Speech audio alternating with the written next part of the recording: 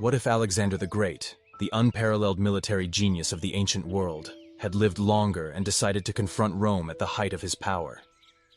With Carthage subdued, Alexander would have turned his attention to Sicily, the largest island in the Mediterranean, and a crucial strategic location.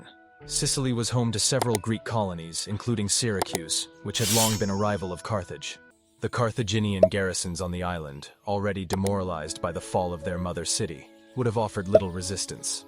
Within a year, Alexander would have secured control over Sicily, using the island as a staging ground for his invasion of Italy. By 316 BC, Alexander would have been ready to launch his invasion of Italy.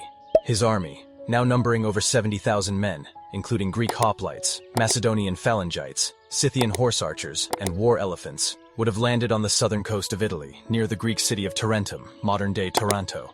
The Roman Republic, although still relatively young, was not without its strengths. By this time, Rome had established control over much of central Italy, and had developed a highly disciplined and adaptable military system, based on the Manipular Legion. The Roman army, though smaller than Alexander's, was composed of tough, battle-hardened soldiers who had honed their skills in numerous conflicts with neighboring tribes and city-states.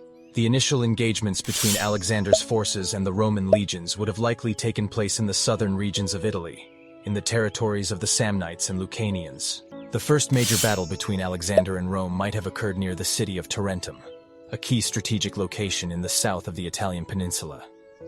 The Battle of Tarentum, fought near the Greek city of Tarentum in 314 BC, would have been the first major clash between Alexander's forces and the Roman legions. The Romans, led by one of their consuls, would have deployed their forces in the traditional triplex aces formation, with the hastati, young and inexperienced soldiers, in the front, the principes, more experienced soldiers, in the second line, and the triarii, veteran soldiers, in the rear. The Roman cavalry, though not as numerous or skilled as Alexander's, would have been positioned on the flanks. Alexander, recognizing the importance of maintaining the initiative, would have employed his usual tactics of feigned retreats and cavalry charges to disrupt the Roman lines.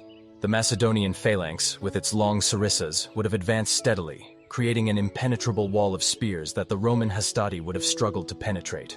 At the same time, Alexander's companion cavalry, led by the king himself, would have executed a flanking maneuver to outflank the Roman forces.